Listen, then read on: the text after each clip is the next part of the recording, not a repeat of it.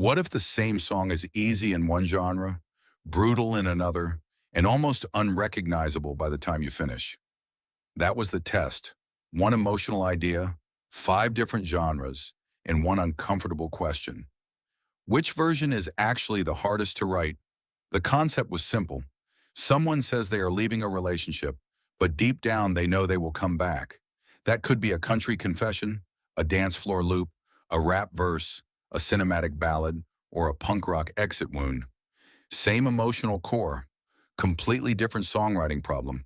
And the result surprised me because the hardest genre was not the one with the most chords, the biggest words, or the most dramatic sound. It was the one that forced the simplest idea to carry the most weight. Here is the challenge. I took the same relationship premise and rewrote it five ways: country, EDM, hip-hop, orchestral pop, and punk rock. The country version became Back at the Bar Again, about someone who swears they are done, then keeps showing up at the same bar every Friday night. The EDM version became Come Back, built around a short vocal idea that rises into a drop. The hip-hop version became Same Bar New Night, where the story moves through rhythm and internal rhyme. The orchestral pop version became Coming Home, a big emotional ballad. And punk flipped the whole premise into I'm Not Coming Back. Same seed, five different rule books. Country was the first surprise because it did not ask me to sound country first. It asked me to tell the truth in a specific place. Country runs on details: the booth, the bartender, the jukebox, the drink, the exact reason somebody is back where they said they would never be again. That is why songs like Chris Stapleton's Tennessee Whiskey and Luke Combs' Hurricane work so well in the genre. The feeling is universal, but the room is specific. The hard part was making the story feel fresh, because country has heard every version of heartbreak. The easy part was structure. Once I found the bar, the Friday night habit, and the character flaw, the verses had somewhere to go.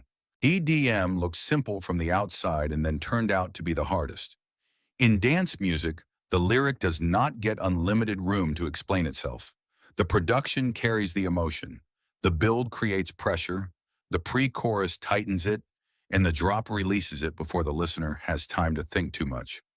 Avicii's Levels and Calvin Harris's Feel So Close are useful references because the vocal idea is not trying to be a novel. It is trying to be instantly felt. My first chorus was too wordy. It explained the relationship instead of becoming a hook. I had to cut it down to the kind of phrase that can repeat without getting annoying. That is harder than it sounds. Hip-hop changed the problem again. Here, words are not just meaning. Words are percussion. The line can be emotionally true and still fail if the syllables do not land on the beat. Internal rhyme becomes a structural tool, not decoration. Eminem's Lose Yourself is a clear example of story writing momentum, while Kendrick Lamar's Humble shows how a few words can hit with enormous rhythmic force. For Same Bar New Night, I could tell the story, but I could not just write normal sentences. I had to keep rewriting until the words snapped into the drums. The hard part was flow. The easy part was the narrative, because hip-hop welcomes story as long as the rhythm earns it. Orchestral pop was difficult for the opposite reason. It wanted less writing, not more. With Coming Home, the arrangement was doing half the emotional work before the lyric even arrived. Strings, piano, and a huge vocal build can make a simple sentence feel enormous. That is why Adele references are useful here. Rolling in the Deep builds with force, while Someone Like You proves that space can be just as devastating as size.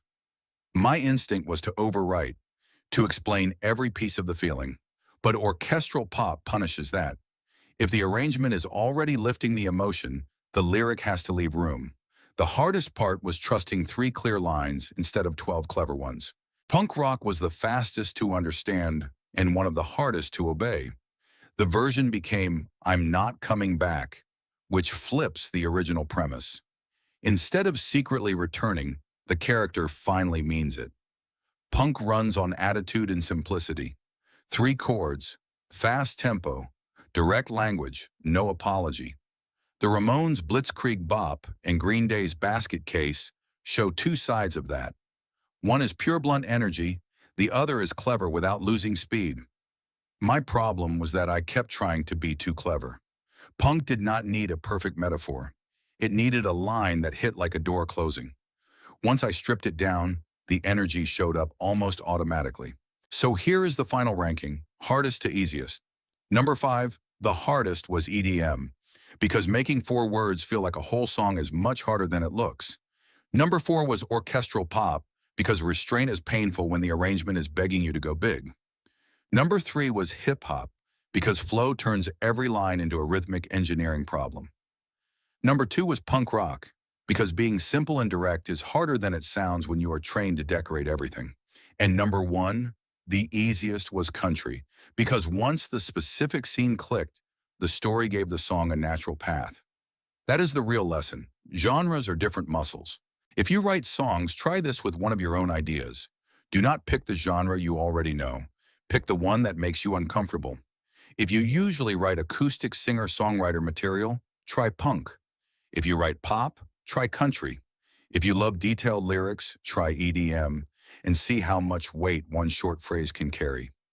You are not doing it to become a master of every genre in one afternoon. You are doing it to find the hidden habits in your own writing. Country will teach you specificity. EDM will teach you simplicity.